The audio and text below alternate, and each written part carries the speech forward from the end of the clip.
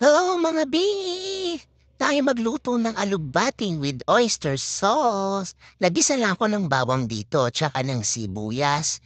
At pagkatapos sinunod ko na rin yung ating giniling para may lasang karne. And of course, lagyan natin siya ng paminta, toyo at oyster sauce. And syempre, hindi rin naman mawawala ang magic sarap, ang umami. And then pag na-sauté na natin, saka natin iligay ang ating alugbati. Alam niyo bang napakadaming benefits nito sa katawan. Kaya gustong-gusto ko siya.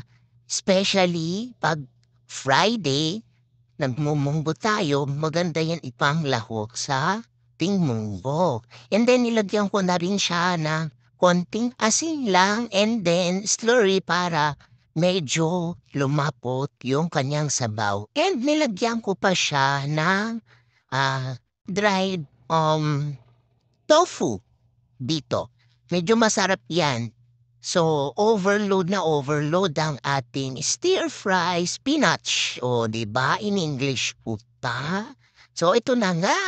Ipe-prepare ko na at ready-ready na tayo makakain. Happy tummy, everyone!